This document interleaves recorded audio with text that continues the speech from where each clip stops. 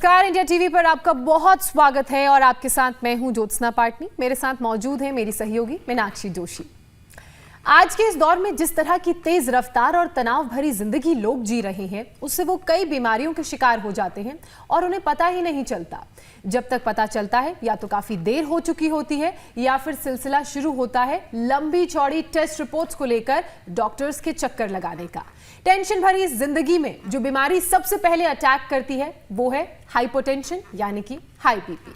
सही कह रही हैं आप ज्योत्सना, क्योंकि हाइपरटेंशन एक साइलेंट किलर है। आज दुनिया में 115 करोड़ से भी ज्यादा लोग इस बीमारी की गिरफ्त में हैं। अकेले भारत में ही 20 करोड़ लोग हाई ब्लड प्रेशर की चपेट में हैं। इंग्लैंड में हुई एक रिसर्च के मुताबिक पिछले 20 साल में दुनिया भर में हाई बीपी के मरीजों की संख्या दुगनी हो गई है, यानी कि इस बीमारी का ग्राफ फुल स्पीड से बढ़ रहा है और जल्दी इसे कंट्रोल नहीं किया गया तो ज्योत्सना आने वाले सालों में ये आंकड़े और भी डरावना रूप ले लेंगे। बिल्कुल, तो कैसे इन आंकड़ों को बढ़ने से रोका जाए, कैसे कंट्रोल होगा आपका बढ़ा हुआ बीपी, ये बताने के लिए आज हमारे साथ जुड़ रहे हैं योग गुरु स्वामी रामदेव, जिनका ना बीपी कभी बढ़ता है ना घटता है और हर हालत में स्वामी जी का खुद पर कंट्रोल करने का जो तरीका है वो काबिले तारीफ है। स्वामी जी, बहुत स्वागत है आपका। बहुत बहुत प्रणाम ज्योत्सना जी, आपको भी, मीनाक्षी जी आपको भी जी। और ये घरेलू उपचार से शुरुआत कर रहे हैं हम। ये आइस ले लिया हमने, इस तरह से अपने फ्रिज के अंदर जमा लिया करें। फ्रिज का खाना तो मत खाना।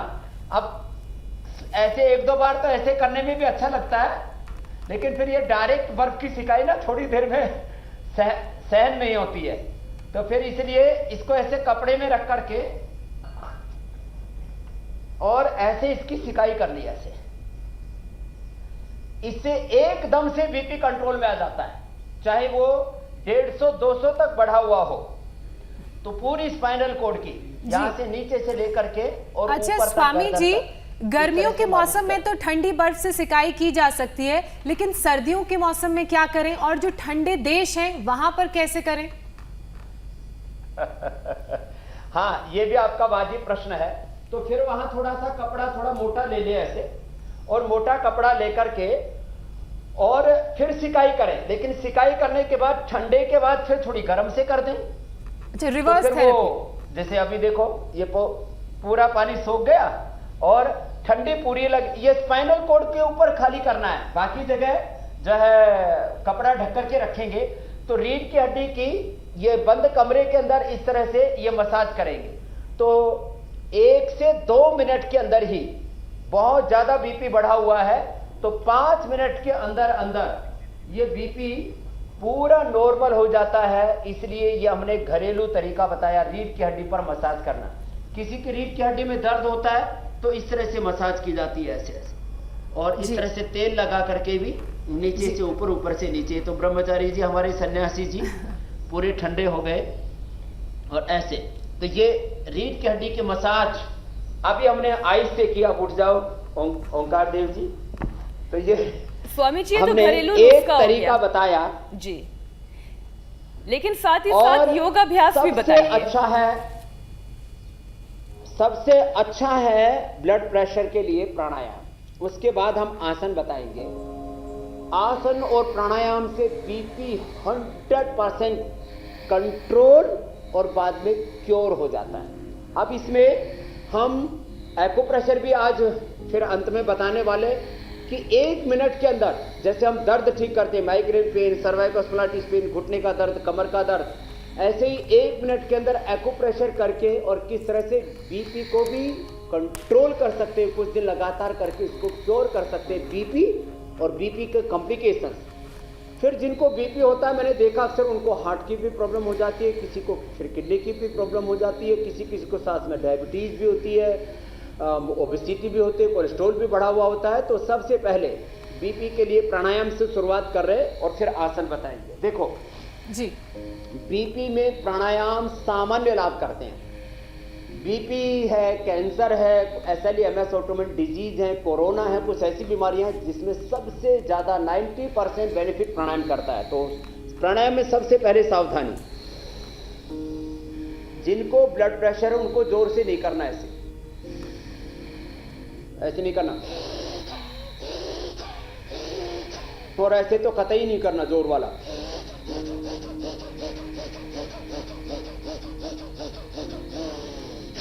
ये जोर वाला ये उनको नहीं करना है जिनको हाइपरटेंशन, उनको तो ऐसे ही करना है।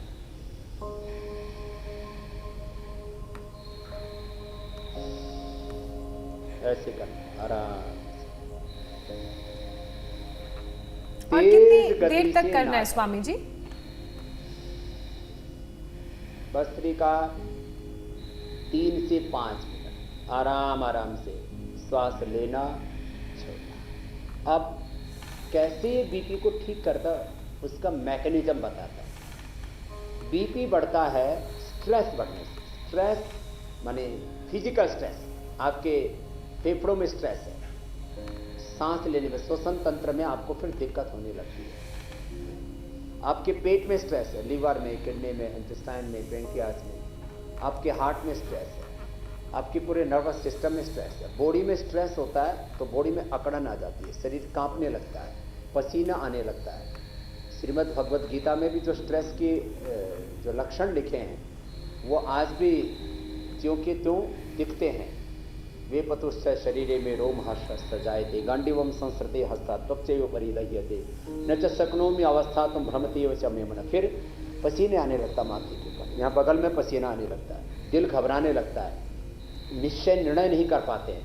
ऐसी स्थिति में जो है 3 स्तर पर बड़े रूप में स्ट्रेस आता है। तो फिजिकल स्ट्रेस ऐसे लंबा श्वास लेने से दूर हो जाता है, ऐसे सांस को देखने मात्र से स्ट्रेस रिलीज होने लगता है। अब दूसरा अभ्यास कपालभाति। ये 1 मिनट में 60 बार, 1 मिनट में 120 बार और 1 मिनट में 200 बार तक होता है। 200 बार वाली देखो ये स्पीड है। क्या स्वामी जी ये एंजाइटी का भी लक्षण होता है? क्योंकि कई लोगों को इतनी ज्यादा एंजाइटी होने लगती है हाई बीपी या लो बीपी में कि उन्हें वॉमिट तक शुरू हो जाती है। हाँ, एंजाइटी है। अब मैं इसके वही एक एक करके 8-10 इसके जो कारण हैं वो भी बता रहा हूं, उनका निवारण भी बता रहा हूं। कॉजेस क्या है, कारण यदि दूर नहीं होगा तो उससे होने वाला कार्य कैसे दूर हो जाएगा? भाई आग जब तक नहीं बुझेगी धुआं कैसे रुकेगा? धुआं तो आग के कारण से, आग लग रही है इसलिए धुआं निकल रहा है, आग बुझा तो धुआं खत्म। अब लोग धुआं बुझाने की कोशिश कर रहे हैं, धुआं हटाने की कोशिश कर रहे हैं, आग नहीं हटा रहे, आग नहीं बुझा रहे। तो ये क्यों होता है? हाइपरटेंशन उसका एक कारण है किडनी में स्ट्रेस होता है, किडनी में, लिवर में, इंटेस्टाइन में, हार्ट में, ये तो फिजिकल स्ट्रेस हो रहा है। फिर प्रोलैक्टिन, कार्टिसोल, एसीटीएच, एड्रेनलिन, ये जो है हमारे किडनी के पास एक ग्लैंड होता है एड्रेनलिन, वहां स्ट्रेस बढ़ गया। इंटरनल ऑर्गन्स में, यूट्रस में, ओवरी में, प्रोस्टेट में, किडनी में, एड्रेनलिन में, लिवर में, इंटेस्टाइन में, पेनक्रियाज में, स्टमक में, लंग में, हार्ट में, यहां स्ट्रेस है, बॉडी में स्ट्रेस है। एक ऐसे एक स्टोव लगाने से स्ट्रेस का टॉक्सिन्स, ऑक्सीडेंट्स, तो अभी बड़े कारण एंजाइटी, डिप्रेशन, घबराहट, कोई नुकसान हो गया है जिंदगी में, किसी अपनों का वियोग हो गया है, कोई बहुत बड़ा हादसा हो गया है, एकदम से आदमी का बीपी बढ़ जाता है। कुछ लोग सोचते हैं कि नमक खाने से बीपी बढ़ता है, नमक से तो बढ़ता है, स्ट्रेस से भी बढ़ता है। तो ये स्ट्रेस भी रिलीज होता है कपालभाति से, अनुलोम विलोम से। इसके ऊपर हमने क्लिनिकल कंट्रोल स्टडी की हुई है। बीटा एंडोर्फिन, इनकैफ्लिन, सेरोटोनिन, डोपामिन, ये बढ़ते हैं कपालभाति। इसके बाद अनुलोम विलोम बताएगा। तो ये 1 सेकंड में एक बार, मध्यम गति, मध्यम बल, मध्यम शक्ति से करना है। कुछ लोगों ने भ्रांति फैला रखी, जिनको हाइपरटेंशन है, जिनको हार्ट की प्रॉब्लम है, जिनको कमर में दर्द है, उनको कपालभाति करना ही नहीं। ऐसी बात नहीं, कपालभाति करना है, उसी से दूर होगा। और हमने इसके ऊपर क्लिनिकल कंट्रोल ट्रायल करके इंटरनेशनल जर्नल्स उस रिसर्च को, पेपर को पब्लिश करवाया। तो देखो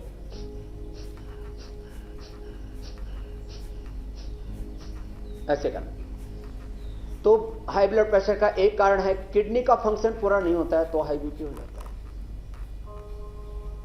लंग का पूरा ऑक्सीजन पूरा नहीं मिलता है, लंग का फंक्शन पूरा नहीं होता है तो हो जाता है। हार्ट बीट ठीक से नहीं चल रही है तो हो जाता है। कोलेस्ट्रॉल बढ़ने से हो जाता है, वेट बढ़ने से हो जाता है, शुगर बढ़ने से भी बीपी बढ़ जाता है। और बहुत ज्यादा गैस हो उससे भी, स्ट्रेस से तो बढ़ता ही है, गैस ज्यादा हो उससे बीपी बढ़ जाता है। पित्त ज्यादा हो शरीर में, जो पानी कम पीते हैं। अब देखिए एक बहुत बड़ी बात बता रहा हूं और मैं पूरा देश का इस पर ध्यान भी आकर्षित करना चाहता हूं। जो पानी कम पीते हैं उनको बीपी होने की अधिकतम संभावना है। जेनेटिक बीपी तो बहुत थोड़े लोगों को होता है, ज्यादातर नए लोग सम्मिलित होते जा रहे हैं। और अब पहले लोगों को ऐसा भारत के बारे में ऐसा बोला जाता था कि भारत डायबिटीज की कैपिटल है। अब मैं बोल रहा हूं भारत बीपी का कैपिटल हो रहा है। करीब भारत के हर 5वें व्यक्ति में, हर 10वें व्यक्ति में तो शुगर या तो बॉर्डर लाइन पर या शुगर हो चुकी है। यहां तो हर 10वें में से एक को नहीं, हर, आप कल बोल रहे थे कैंसर भी 10 में से एक को या तो हो चुका है या होने की संभावना। अब तो ये बीपी, ये तो 5 में से एक को, हर चौथा या 5वां व्यक्ति या तो उसको ब्लड प्रेशर है या होगा। क्यों? और पानी बहुत कम उम्र के लोगों को भी बीपी की समस्या है।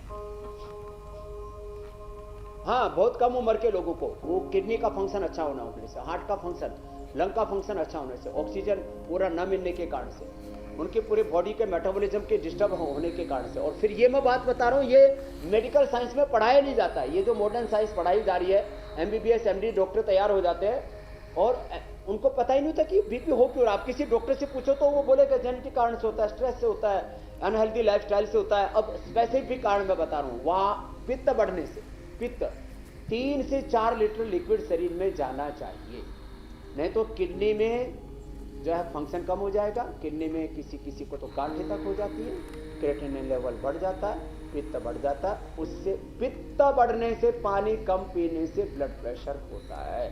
तो 3 से 4 लीटर पानी पीना शुरू कर दें, लिक्विड लेना शुरू कर दें, किसी भी रूप में, दूध, दही, छाछ, जूस, कोई ना कोई कारण से। 3 लीटर लगभग लिक्विड वैसे ही जाना चाहिए पानी के रूप में। 1 लीटर लिक्विड तो हमें खाने पीने के रूप में मिल जाता है, दही, छाछ, कुछ भी हम साग सब्जियां खाते हैं उनमें भी लिक्विड होता है। 3 लीटर तो कम से कम लिक्विड जाना चाहिए, उससे ज्यादा भी लेते हैं तो किडनियों पर लोड पड़ता है। तो एक तो ये, दूसरा वात बढ़ने से, वात बढ़ने से हमारे स्नायु अंदर से सिकुड़ जाते हैं, ब्लड सर्कुलेशन उससे प्रभावित होता है। जब अंदर से नसों के अंदर तनाव आ गया तो वो सिकुड़ गए, तो जब वो सिकुड़ने से ब्लड फास्ट बढ़ने लगता है, उसी को ब्लड प्रेशर हाई बोलते हैं। फिर किसी का लो भी होता है, लो हो या हाई हो, दोनों स्थितियों में प्राणायाम करना है। फिर कफ बढ़ने से, जब एजेक्शन होगा आपके फेफड़े के अंदर, ऑक्सीजन पूरा नहीं मिलेगा तो भी बीपी बढ़ जाएगा। तो वात पित्त कफ रोगों को बैलेंस करता है, त्रिदोष नाशक है प्राणायाम, इसलिए प्राणायाम करें। अच्छा स्वामी तो जी, किसी भी कारण से सवाल आ रहे हैं लगातार, क्योंकि हमारा प्रोग्राम बोलिए। सोशल प्लेटफॉर्म्स पे भी लाइव चल रहा है। तो अर्चना सिंघल जानना चाहती हैं कि उनका बीपी कभी हाई होता है, कभी लो होता है, तो इस समस्या से कैसे निजात मिले? तो वो दोनों ही प्राणायाम करें, कपालभाति भी, अनुलोम विलोम। कपालभाति से जो बीपी लो होता है तो वो लेवल में आ जाता है, अनुलोम विलोम से जो हाई होता है वो लेवल में आ जाता है। इसलिए दोनों का एक ये जोड़ा है, ये दोनों की एक साथ प्रैक्टिस करनी जरूरी है। 5 मिनट कपालभाति, 5 मिनट अनुलोम विलोम, धीरे धीरे करें जी। अच्छा, लगभग 5 सेकंड में लेना, लगभग 5 सेकंड में छोड़ना। जी Swami ji, hypertension, anxiety, high BP, low BP, ये सारी बीमारियां, परेशानी जब आपके शरीर की तरफ देखती भी होंगी तो इन्हें हाइपरटेंशन हो जाती होगी, क्योंकि आप इतने फिट हैं। अब मैं वही बात बताने वाला हूं, अनुलोम विलोम जी। मीनाक्षी जी भी कर रही हैं और आप भी कर लीजिए। आजकल हुसैन भी जब बैठते हैं आप वाली सीट के ऊपर तो वो भी कर रहे हैं, तो आपको पहले करना पड़ेगा अभी। ज्योत्सना जी, वैसे आप घर पे करने लग गए, रोज यहाँ आने से पहले भी करते हैं, तो आप भी कर लीजिए। बीपी के कॉम्प्लिकेशंस में क्या होता है? Renal failure, heart attack, brain haemorrhage और बहुत प्रकार की न्यूरो प्रॉब्लम्स, शरीर में कपकपी आना। तो अनुलोम विलोम से लो बीपी हाई बीपी दोनों बैलेंस होते हैं। तो ये 5-5 मिनट करके 10-15 मिनट तक करना है। फिर भ्रामरी उद्गीत भी 5-7 बार करना है। लो बीपी हाई बीपी दोनों नॉर्मल हो जाएंगे। दवाई दोनों के लिए अलग अलग होगी, वो मैं आगे बताने वाला हूं। पहले अंगुली माथे पर, फिर शीश, 3 अंगुली आंखों पर, कान अंगूठे से बंद। ये 10-10 15-15 मिनट करना है। मैं 99% लोगों की पहले ही दिन से बीपी की दवाई बंद करा देता हूं, जो मेरे पास यहाँ रेसिडेंशियल कैंप करने के लिए हरिद्वार में आते हैं, और 7 दिन में दवाइयां बंद, और 1 महीने में तो फिर परमानेंट उनका बीपी के पेशेंट क्योर हो जाते हैं। ये पहली बार हुआ है। अनुलोम विलोम के बाद ही भ्रामरी उद्गीत में देखो, पहले अंगुली माथे पर, शीश, 3 अंगुली आंखों पर, कान अंगूठे से बंद, मुख भी बंद, ओंकार का नाद ऐसे होता है, देखो नासिका से। और ये सब प्राणायाम करने धीरे धीरे ही हैं।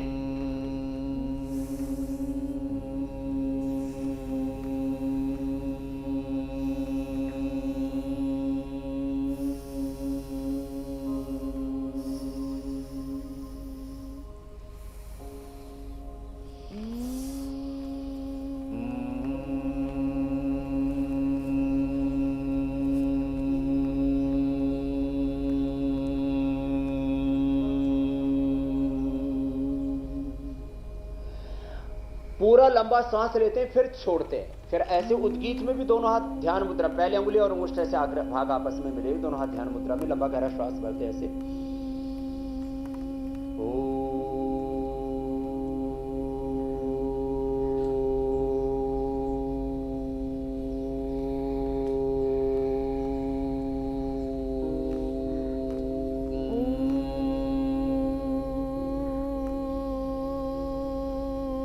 लंबा गहरा श्वास लिया करें बीच में, फिर ओम बोले।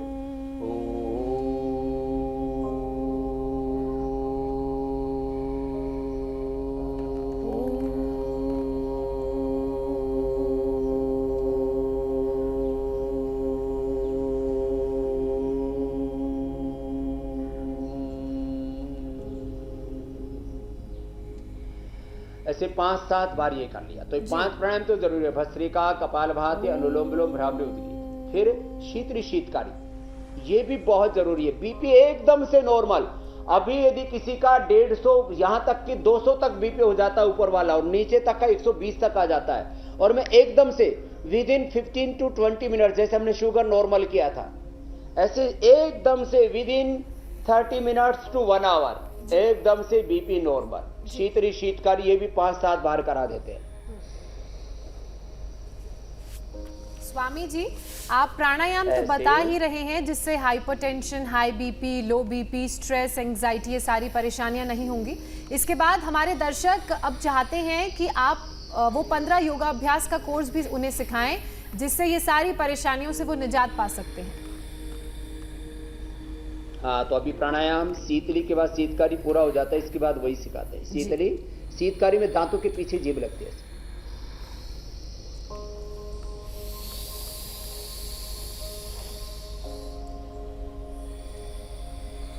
तो ये तो हो गए 7 मुख्य प्राणायाम। अब सूक्ष्म है,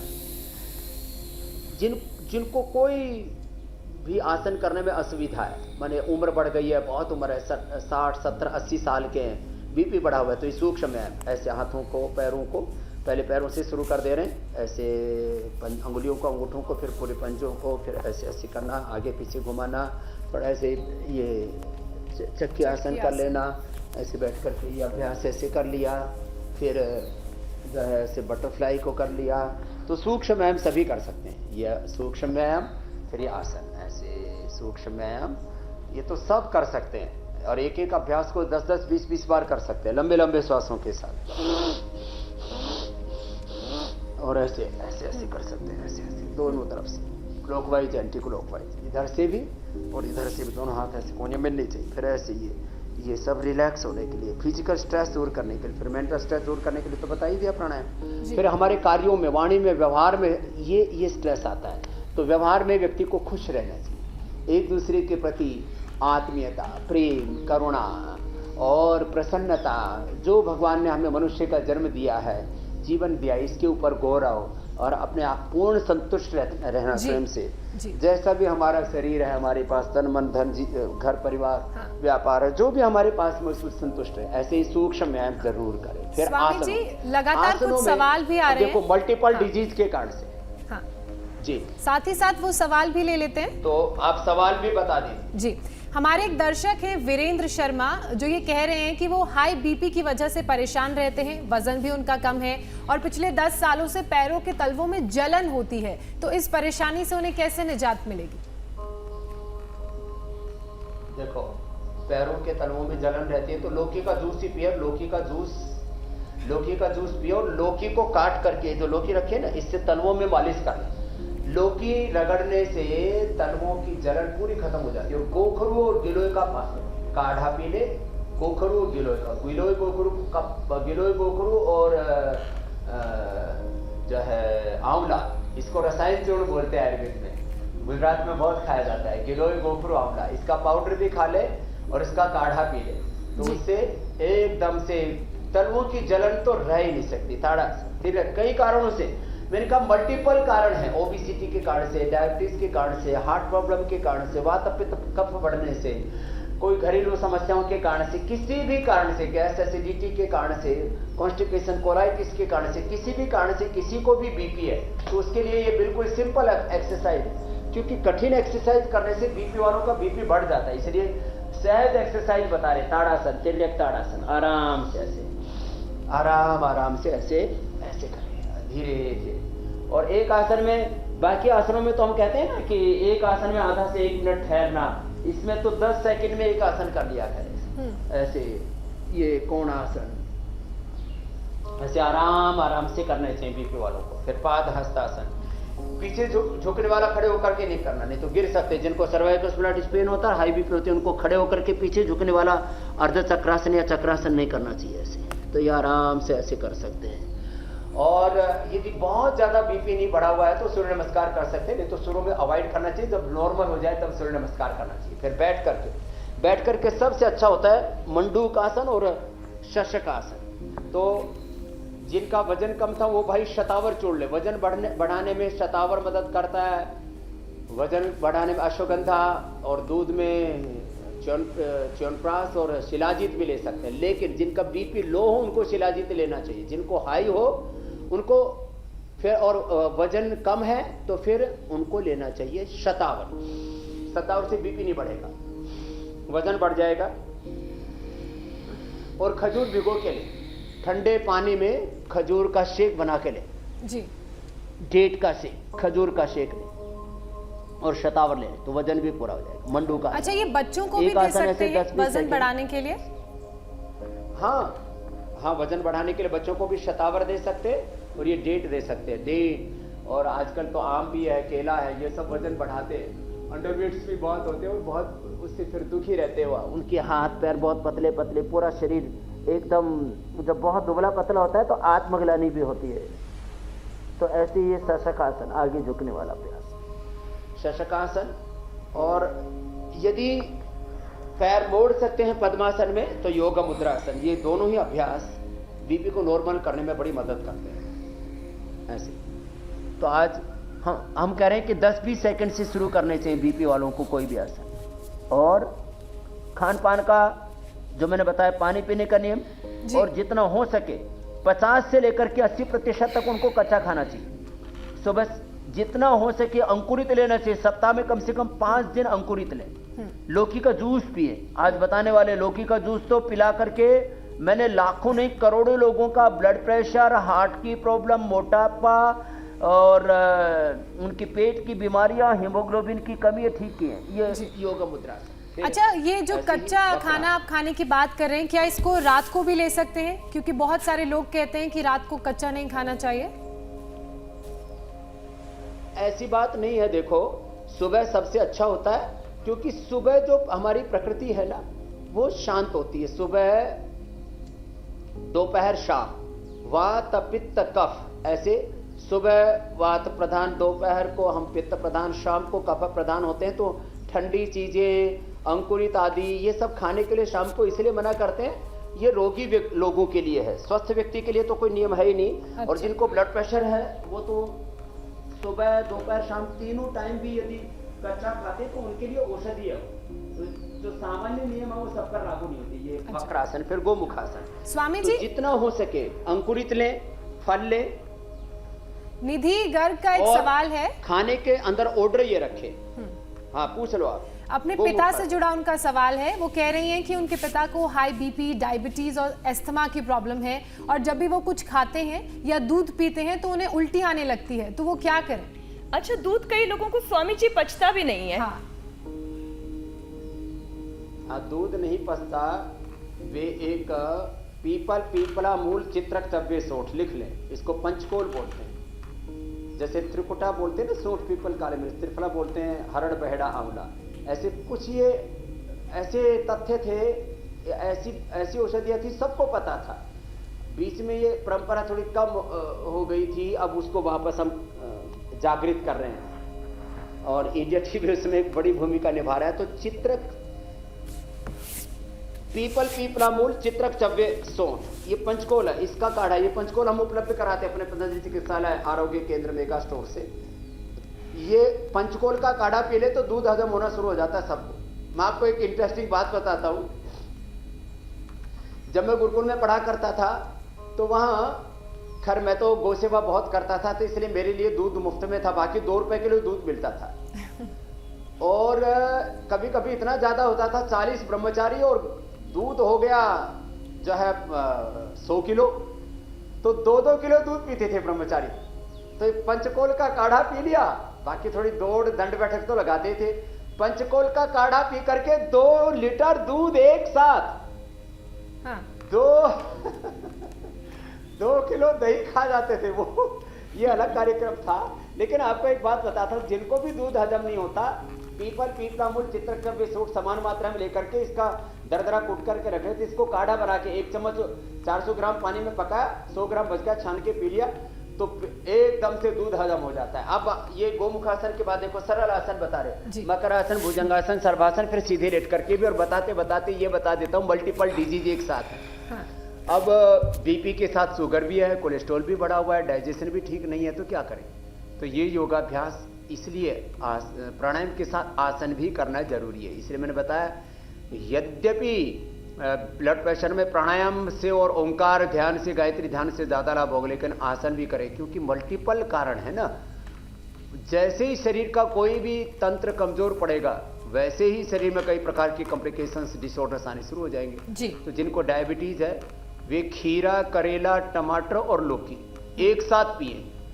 1 खीरा, 1 करेला, 1 टमाटर, जो हमने डायबिटीज के लिए बताया, और 1 उसमें टुकड़ा लौकी का डाल लें। खीरा, करेला, टमाटर, लौकी का जूस साथ साथ ले लें। खाली पेट ले लें मुक्तावटी। ये मुक्तावटी ब्लड प्रेशर के लिए 2-2 गोली रामबाण है। और मधुनाशिनी खाने के बाद ले लें, मधुनाशिनी और गिलोय। तो ब्लड प्रेशर, शुगर दोनों एक साथ ठीक। कोलेस्ट्रॉल भी बढ़ा हुआ तो प्राणायाम करते रहेंगे, लौकी का जूस पी लेते रहेंगे, वो भी कंट्रोल। स्वामी जी, अर्थराइटिस भी है तो लहसुन खाली पेट सुबह सुबह ले ले। तो एक साथ मैंने 5 बीमारियां हैं किसी को, जोड़ों में दर्द भी है तो खाली पेट लहसुन ले लिया, और हल्दी मेथी सौंठ का भी पानी पी सकते हैं। भुजंगासन ऐसे भी कर सकते हैं, ऐसे भी कर सकते हैं। अच्छा, तो कामाक्षी अग्रवाल है स्वामी जी, वो आपसे ठीक हो गया, बीपी, शुगर जी सवाल पूछ रही हैं फेसबुक के जरिए। कह रही हैं कि मुझे बहुत गुस्सा आता है, छोटी छोटी बात पर वो गुस्सा नहीं करना चाहती है, लेकिन फिर भी कंट्रोल नहीं होता और गुस्सा आ जाता है। ये तो ज्योत्सना केवल कामाक्षी की प्रॉब्लम नहीं है, ये आधी दुनिया की प्रॉब्लम है। तो वो आपसे पूछ रही है कि कौन से प्राणायाम और आधी दुनिया योगाभ्यास की करें। नहीं, सबकी समस्या है ये। कुछ लोग के बारे में पता लग जाता है कि गुस्सा करते हैं, कुछ लोगों का पता नहीं लगता। वो आपस में जब पूछो घरवाली से, घरवालों से माँ बाप से, बच्चों के बारे में, बच्चों के बारे में माँ बाप से, तो पूरा पता लगेगा। अच्छा स्वामी जी, वैसे आपको देखकर लगता तो नहीं है आपको गुस्सा आता होगा? जिनको भी गुस्सा आता है, लेकिन अगर कभी आता है तो आप कैसे कंट्रोल करते हैं?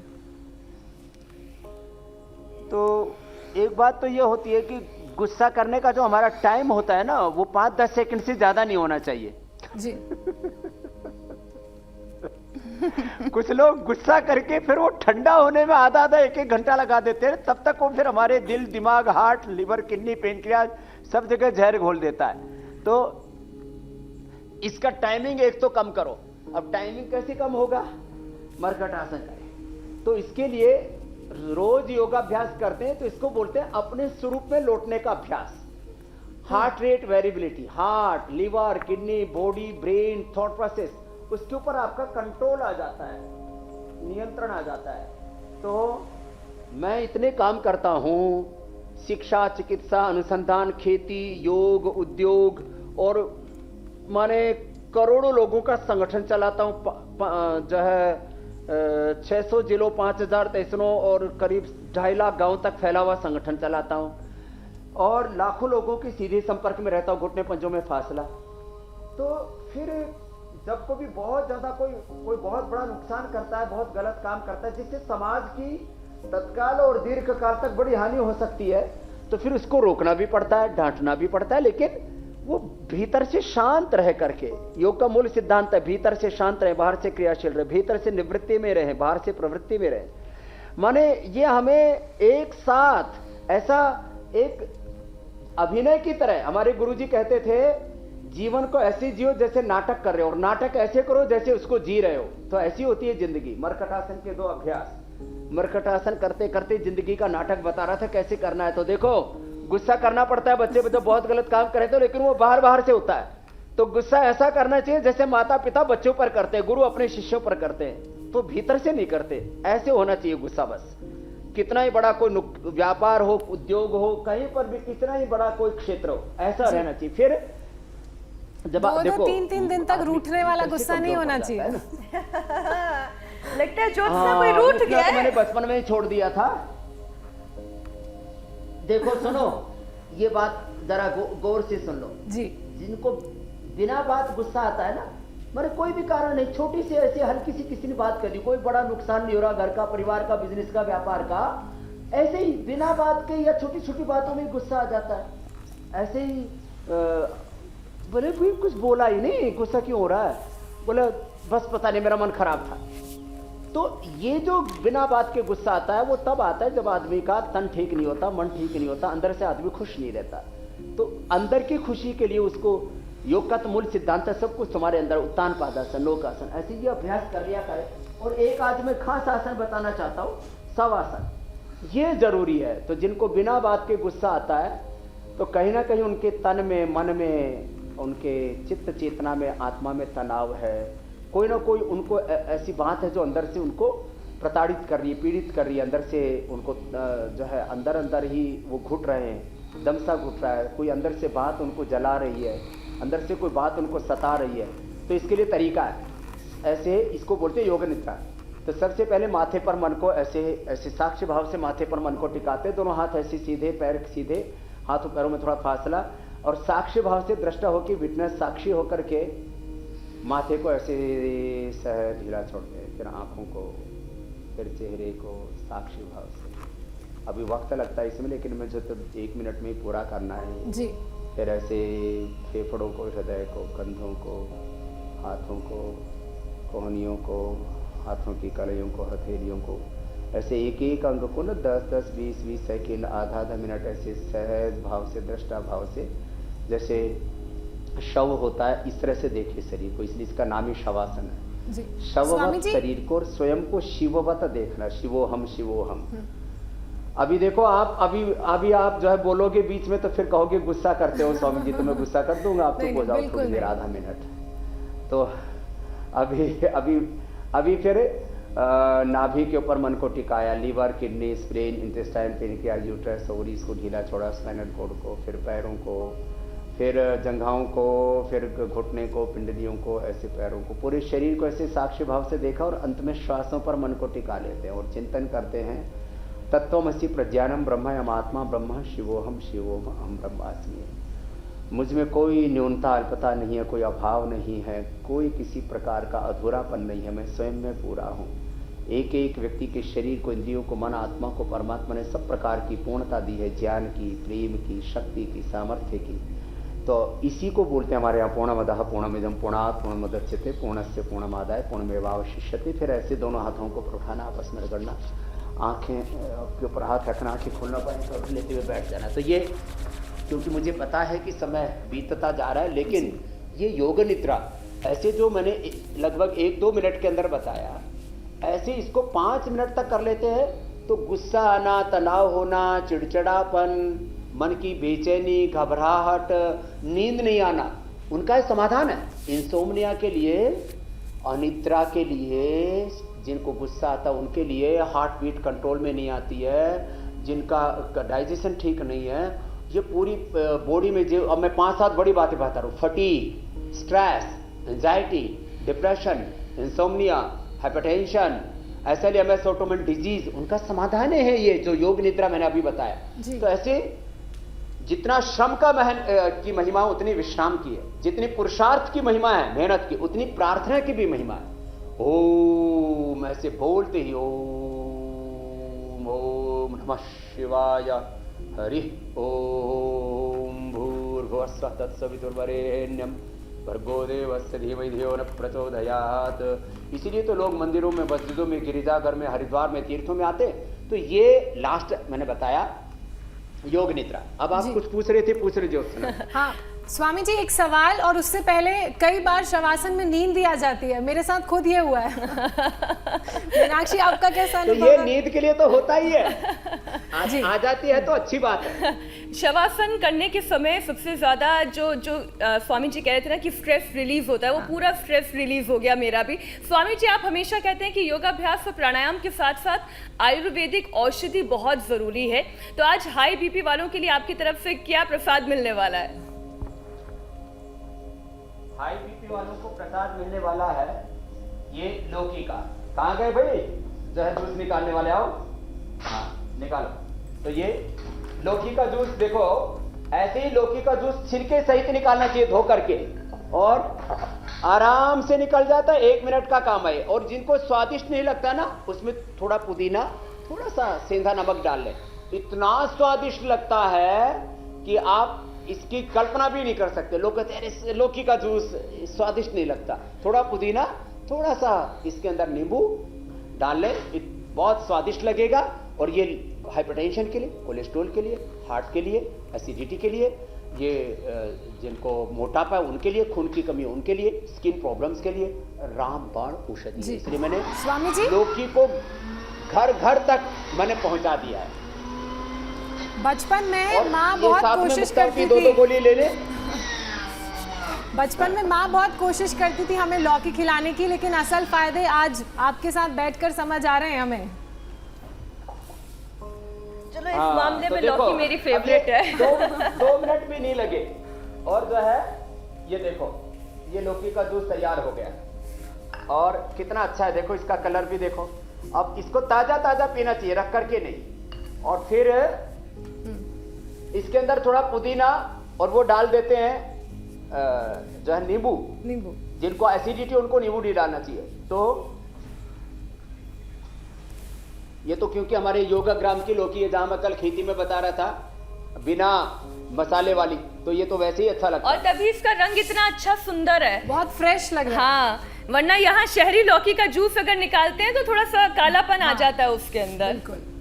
स्वामी जी, आप हमारे साथ जुड़े, लेकिन इसी बीच एक छोटा सा संदेश हमारे दर्शकों के लिए हो जाए तो।